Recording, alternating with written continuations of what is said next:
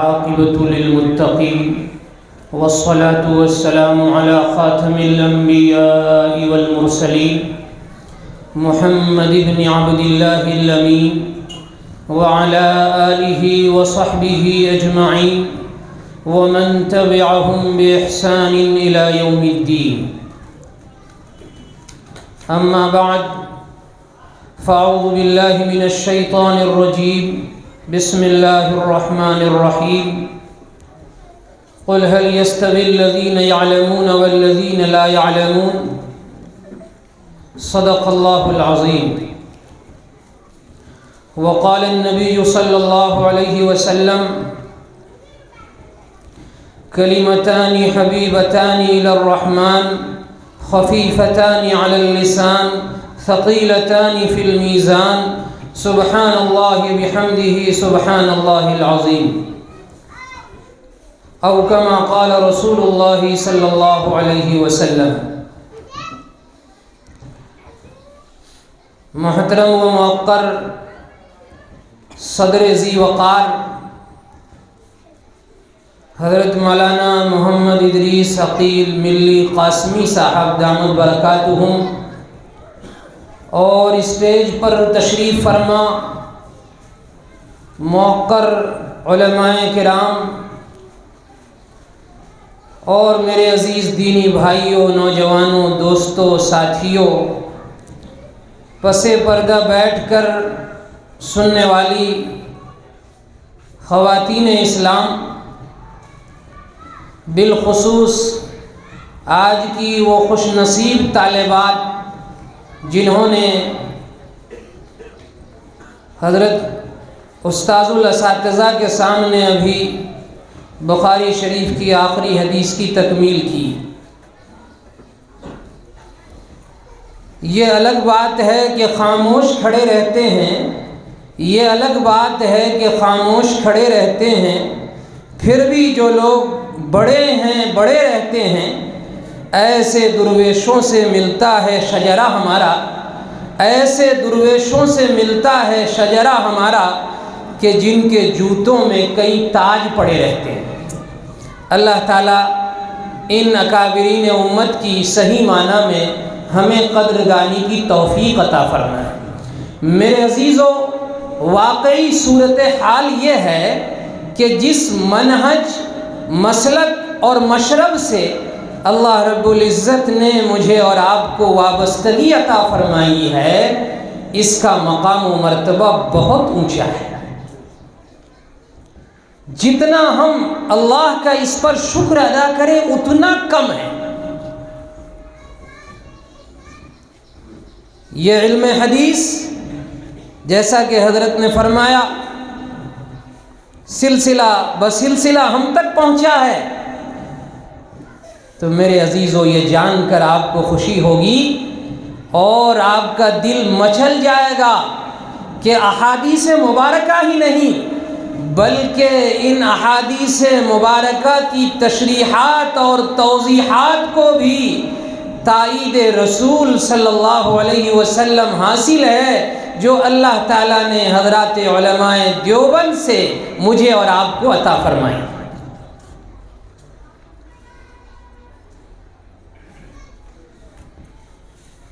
حدیث پاک کی ایک کتاب ہے ابو داؤد شریف، اس کی بڑی عمدہ اور قیمتی شرح ہے بذل المجہود کے نام سے. حضرت شیخ الحدیث حضرت مولانا محمد زکریا صاحب نور اللہ مرقدہ کے شیخ حضرت شیخ خلیل احمد صاحب سہارنپوری نور اللہ مرقدہ نے اس شرح کو لکھا ہے، تصنیف کیا ہے.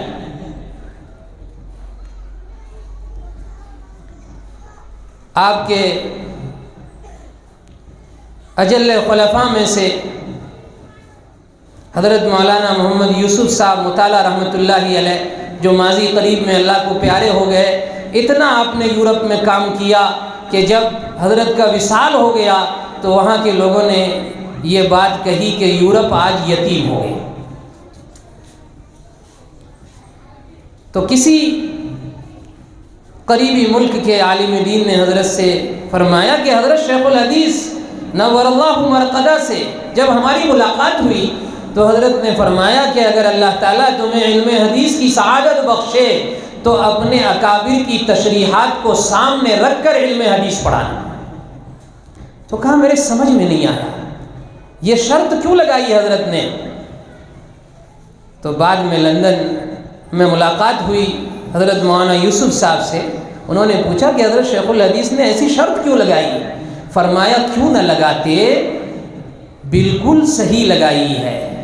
اور استاد و شاگرد دونوں کے خواب کا تذکرہ فرمایا، کہا کہ ایک ہی وقت میں دونوں کو جناب محمد الرسول اللہ صلی اللہ علیہ وسلم کی خواب میں زیارت ہوئی، حضرت شیخ الحدیث کو بھی اور حضرت مولانا خلیل احمد صاحب سہارنپوری نور اللہ مرقدہ کو بھی، اور آپ نے دونوں میں سے ہر ایک سے کہا، حضرت شیخ الحدیث سے کہا کہ اپنے شیخ سے کہو، اور حضرت مولانا خلیل احمد صاحب سہارنپوری سے فرمایا کہ حضرت شیخ سے فرما دو کہ فلاں فلاں حدیث کی جو تشریح بزل میں آپ نے فرمائی ہے وہ ایسی نہیں ایسی۔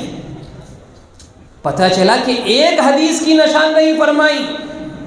میرے بزرگوں اندازہ لگائیے کہ دیگر ساری احادیث کی تشریحات منشأ رسول صلی اللہ علیہ وسلم کے عین مطابق۔ اور آج الحمدللہ یہاں طالبات نے ختم بخاری شریف کی سعادت حاصل کی، زمرہ عالمات میں شمولیت اختیار کی۔ یاد رکھیے علم اور تحقیق کے دروازے ابتدائے اسلام ہی سے دونوں کے لیے کھلے ہوئے ہیں، مردوں کے لیے بھی اور خواتین کے لیے بھی۔ آج کل سے نہیں، ایسی ایسی خواتین اور ایسے ایسے خواتین اسلام کے کارنامے ہیں کہ انہیں اگر گنایا جائے تو وقت بہت زیادہ درکار ہے۔ چند واقعات آپ کو بتائے جا رہے ہیں کہ ام المومنین اما عائشہ صدیقہ رضی اللہ تعالی عنہ ایسی ذہین و فتین خاتون تھی کہ امت پر اما عائشہ صدیقہ کا بڑا احسان ہے۔ اعلم نساء هذه الامہ، آپ کو کہا گیا کہ اس امت کی خواتین میں سب سے زیادہ علم رکھنے والی۔ علامہ ابن شہاب زہری رحمۃ اللہ علیہ فرماتے ہیں کہ اگر ساری دنیا کی خواتین کے علم کو ایک طرف جمع کیا جائے اور اما عائشہ صدیقہ کے علم کو دوسری طرف جمع کیا جائے تو اما عائشہ صدیقہ کے علم کا پلڑا جھک جائے۔ اور اس طرح کی کئی خواتین، تقریباً 2210 حدیثیں اما عائشہ صدیقہ رضی اللہ تعالی عنہا نے امت تک پہنچائی ہے۔ نبی پاک صلی اللہ علیہ وسلم کی خانگی زندگی، معاشرتی زندگی کے بہت سے پہلو اما عائشہ صدیقہ رضی اللہ تعالی عنہا کے ذریعے سے ہم تک پہنچے ہیں۔ اور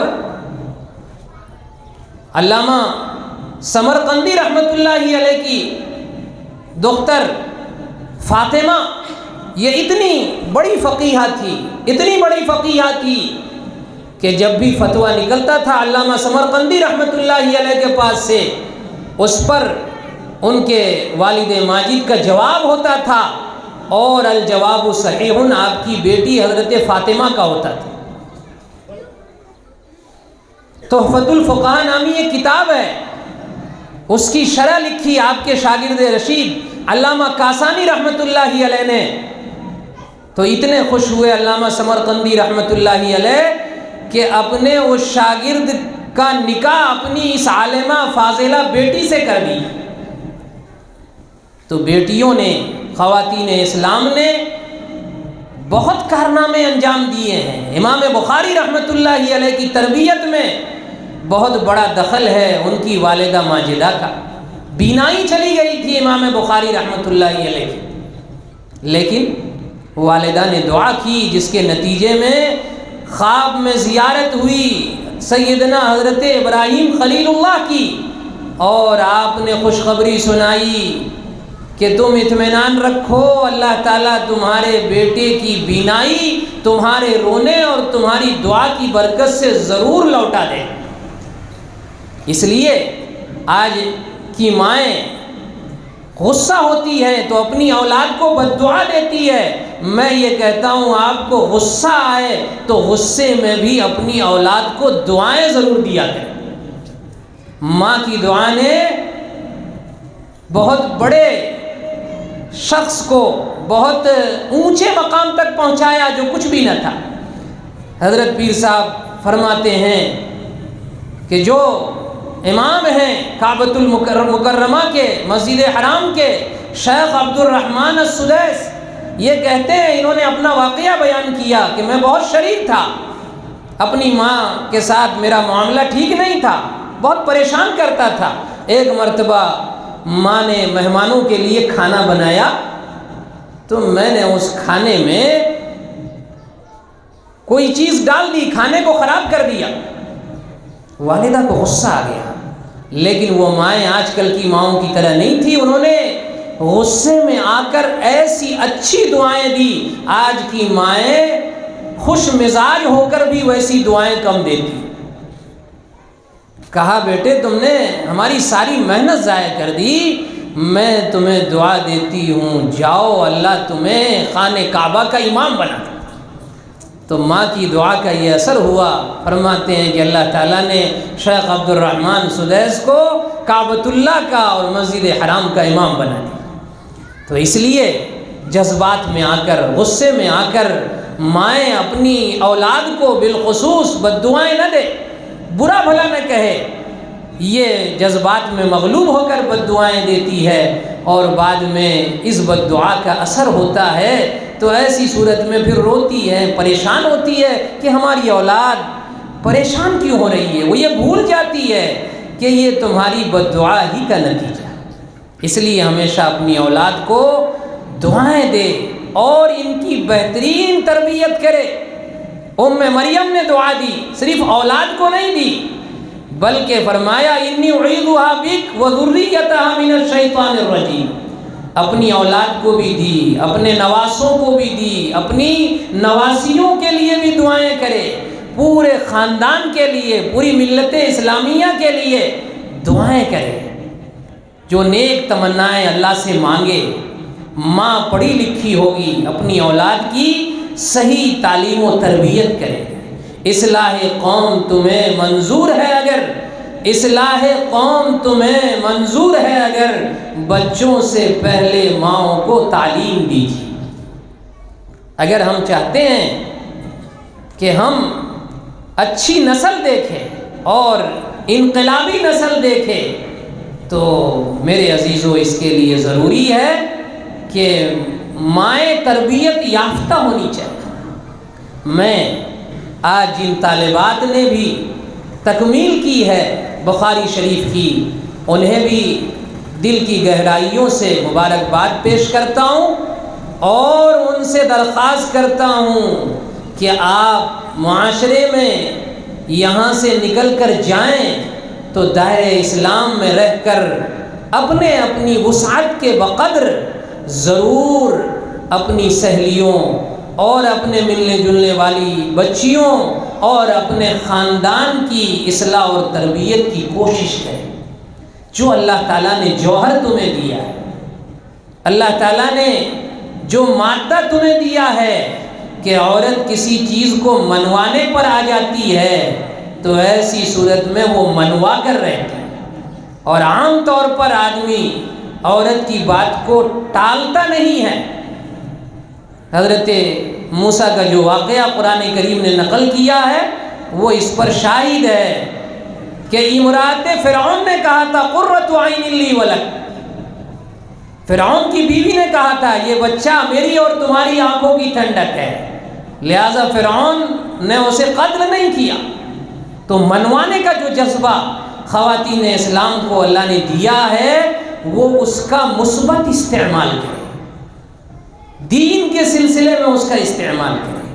آج ہماری زیادہ تر رسومات، آج ہمارے رسم و رواج اور آج ہماری معاشرت بہت زیادہ جو تباہ ہو رہی ہے اس میں منفی کردار خواتین اسلام کا ہے کہ وہ رسومات کرنا لگواتی ہے. آپ ان رسومات کو مٹانے والے بن جائیں، آپ سنتوں کو زندہ کرنے والی بن جائیے، آپ اپنے گھر کے ماحول کو ٹھیک کرنے والی بن جائیے۔ اور آج میرے عزیزوں، اس عظیم الشان اجلاس سے میں اپنی ذات کو بھی اور آپ کو بھی یہ کہتا ہوں کہ ہم اپنے اعمال میں اخلاص اور اتباع سنت، یہ دو وصف ضرور پیدا کرے۔ اگر اخلاص ہوگا، اتباع سنت ہوگا، تو انشاءاللہ میزان عمل میں ہمارے یہ اعمال بہت زیادہ وزندار ہوں۔ اگر ہم چاہتے ہیں ہمارے اعمال کا وزن اچھا ہو تو ہمیں اپنی نیت کا جائزہ لینا ہوگا۔ جیسے اللہ تعالیٰ پینے کے لیے صاف شفاف دودھ مہیا فرماتے ہیں جو دو نجس چیزوں کے درمیان سے نکلتا ہے، لیکن نہ اس میں خون کی کوئی آمیزش ہوتی ہے اور نہ ہی گوبر کی کوئی آمیزش ہوتی ہے، صاف شفاف دودھ اللہ تعالیٰ خون اور نجاست کے درمیان سے پینے کے لیے مہیا فرماتے ہیں۔ اسی طرح دودھ کی طرح صاف شفاف ہمارا عمل ہونا چاہیے، جو نفس اور شیطان ان دونوں کے شرور سے پاک اور صاف ہو، کہ نفس اور شیطان ان دونوں کی آمیزش بالکل بھی اس میں نہیں ہونا چاہیے۔ اگر اس طرح ہمارا عمل ہوگا تو انشاءاللہ یہ عمل اللہ کی بارگاہ میں بہت زیادہ وزندار ہوگا۔ اور جیسا کہ حضرت نے بھی حدیث پاک کی تلقین ہمیں فرمائی، ورد کی تلقین کی کہ سبحان اللہ و بحمدہ سبحان اللہ العظیم، اس سے ہم اس تسبیح کو اپنی زندگی کا معمول بنائیں۔ میرے دوستو، بہت پیاری تسبیح ہے، 100 مرتبہ پڑھنے میں 2-4 منٹ لگیں گے اسے، لیکن بڑے فضائل ہیں۔ نبی عربی صلی اللہ علیہ وسلم فرماتے ہیں کہ روزانہ 100 مرتبہ سبحان اللہ و بحمدہ جو بھی بندہ پڑھے گا، اللہ تعالیٰ اس کی خطائیں معاف فرما دیں گے، چاہے وہ سمندر کے جھاگ کے برابر کیوں، اتنی بھی خطائیں ہوگی چھوٹی موٹی، اللہ تعالیٰ ان کلمات کے پڑھنے کی برکت سے اللہ تعالیٰ معاف فرما دیں۔ کیوں؟ اس لیے کہ ان کلمات میں 2 باتیں بنیادی طور پر ہیں۔ ایک ہے سبحان اللہ، اللہ کی ذات پاک ہے، بے عیب بے داغ، جس میں کوئی نقص کمی کوتاہی بالکل نہیں ہے۔ ایسی ذات ذات رب العالمین، جتنی نقائص اور عیب ہو سکتے ہیں ان تمام کے تمام نقائص اور عیب سے اللہ کی ذات پاک ہے۔ جیسے مفتی صاحب نے بھی عرض کیا کہ کام جو بھی کرے گا اس میں غلطی اسی سے ہوگی، کام کرنے والے سے ہوگی، کام کرنے والا انسان ہی ہے تو غلطی انسان سے ہوگی۔ ایکسیڈنٹ روڈ میں چلنے والے ہی کا ہوتا ہے، گھر میں بیٹھنے والے کا ایکسیڈنٹ نہیں ہوتا۔ حوادث اسی کو پیش آتے ہیں، حالات اسی کو پیش آتے ہیں۔ تو اس لیے ان مدارس کی محنت کو قدر کی نگاہوں سے دیکھے، اور اس میں کوئی کمی کوتاہی نظر آئے تو آپ اصلاح کی نیت سے ناظم صاحب سے ملے، ذمہ دار سے ملے اور امانت سمجھ کر انہیں بتائیں اور مدارس کی قدر و قیمت کو سمجھے۔ آج جو کچھ بھی دینی چمک دمک ہمیں نظر آ رہی ہے یہ مدارس اسلامیہ عربیہ کی دین ہے، اور ہم تو یہ دعائیں بھی کریں، کوششیں بھی کریں کہ اللہ تعالیٰ نے جیسے اپنے فضل و کرم سے یہ سلسلہ جاری فرمایا، اللہ تعالیٰ اس سلسلے کو تا قیام قیامت اس ملک میں محفوظ فرمائے، جاری اور ساری فرمائے، اور ہم بطور نیک فالی کے یہ کہے نور خدا ہے کفر کی حرکت پہ خندزن، نور خدا ہے کفر کی حرکت پہ خندزن، پھونکوں سے یہ چراغ بجھایا نہ جائے۔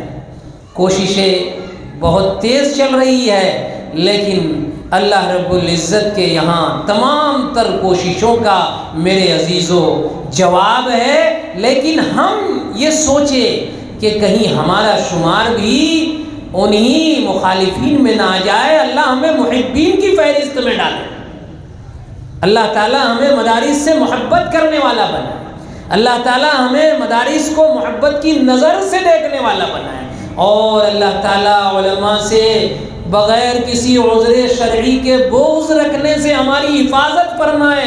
فرمایا جو بغیر کسی عذر شرعی کے علماء سے بغض رکھے گا اس پر کفر کا اندیشہ ہے، کفر کا اندیشہ۔ حضرت مولانا رشید احمد صاحب گنگوئی رحمۃ اللہ علیہ فرماتے تھے کہ مجھے تو ڈر ہے کہ جو علماء سے بغض اور دشمنی رکھتا ہے، میں تو یہ کہتا ہوں کہ قبر میں رکھتے ہی اس کا چہرہ بیت اللہ سے پھیر دیا جاتا ہے۔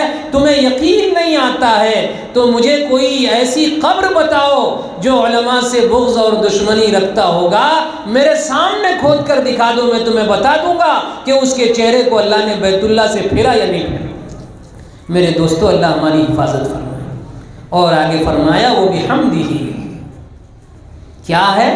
تمام خوبیاں، تمام کمالات، تمام بھلائیاں یہ اس کی مستحق ذات اللہ کی۔ دنیا میں جو بھی اللہ جس سے کام لے رہا ہے یہ اسی کی مہربانی ہے۔ اللہ نے جو چھوٹے چھوٹے اعمال پر زیادہ ثواب رکھا ہے یہ اسی رحمان کی مہربانی ہے، ورنہ ہماری زبان کہاں اس قابل ہے کہ اس گنہگار زبان سے ایسے کلمے نکلے تو وہ میزان عمل میں وزندار ہو جائے۔ ہمارا حال تو ایسا ہے، ہزار بار بشویم دہن زمش کو گلاب، ہزار بار بشویم دہن زمش کو گلاب، ہنوز نام تو گفتن کمال بے ادبی سے، کہ اگر ہم ہزار مرتبہ بھی مشک اور گلاب سے اپنی زبان کو دھو لے اور پھر بھی اے اللہ اور اے اللہ کے رسول آپ کا نام اپنی گندی زبان سے لے، یقیناً یہ بے ادبی ہی ہوگی۔ ہماری زبان سے نہ جانے کتنی گالیاں، کتنی برائیاں، کتنے جھوٹ اور کتنے گناہ کی چیزیں اور گناہ کے اقوال نکلتے ہیں، اللہ ہی جانتا ہے۔ لیکن فرمایا کہ یہ رحمان کی مہربانی ہے اور جو کچھ بھی ہو رہا ہے اسی کے فضل سے ہو رہا ہے، اسی کے کرم سے ہو رہا ہے۔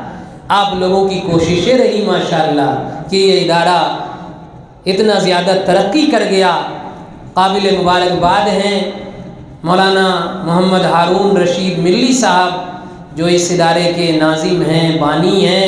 ایک چیزیں خود بخود چیزیں نہ شد، کوئی چیز خود بخود چیز نہیں ہو جاتی۔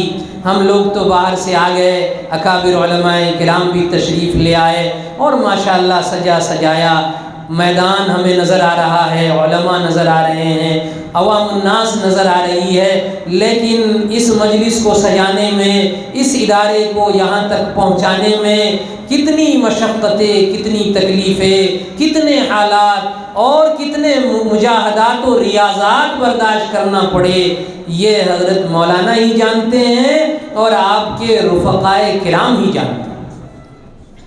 تو اس لیے یہ سب چیزیں بتا رہی ہے کہ ماشاءاللہ آپ لوگ حضرت کا خوب ساتھ دیتے ہیں، آپ کا قیمتی تعاون ادارے کو حاصل رہتا ہے۔ مزید آپ تعاون کو جاری رکھیے اور جب بھی آواز لگے مولانا کی آواز پر لبیک کہیے۔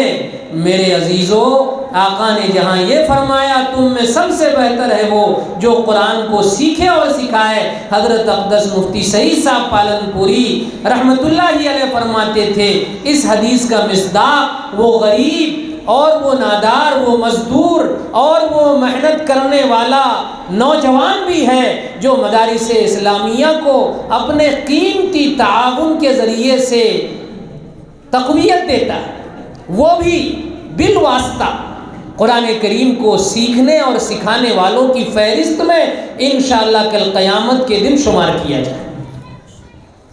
جیسے ہم اس سلسلے کی کڑی بن جائیں گے اور اسی بخاری شریف پڑھنے پڑھانے والے، قرآن کریم سیکھنے سکھانے والے اداروں سے وابستہ ہو جائیں گے، تو پھر اس لنک سے وابستہ ہونے کی وجہ سے میرے عزیزو یہ سلسلہ حضرات صحابہ تک ہوتے ہوئے نبی پاک تک پہنچے گا۔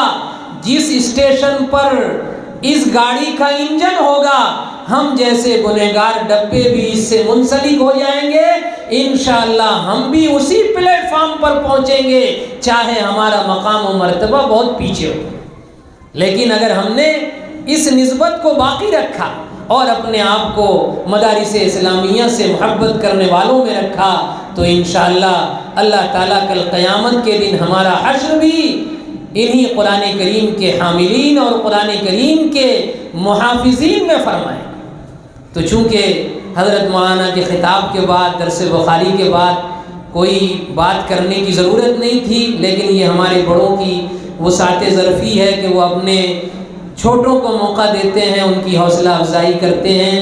اخیر میں دل کی گہرائیوں کے ساتھ پھر سے مبارکباد دیتا ہوں طالبات کو، ان کے سرپرستوں کو، اور آپ تمام علاقے کے محبین اور متعلقین کو، اور دعا کرتا ہوں کہ اللہ تعالیٰ اس ادارے کو دین دگنی رات چوگنی ترقی نصیب فرمائے، اور اللہ تعالیٰ اس علاقے کے لیے اس ادارے کو مینار نور بنائے، اور اللہ تعالیٰ مزید سے مزید تر کرنے کی حضرت مولانا کو اور ان کے رفقا کو توفیق عطا فرمائے۔ انہی چند کلمات کے ساتھ میں اپنی جگہ لیتا ہوں۔ وآخر دعوانا ان الحمد للہ رب العالمین۔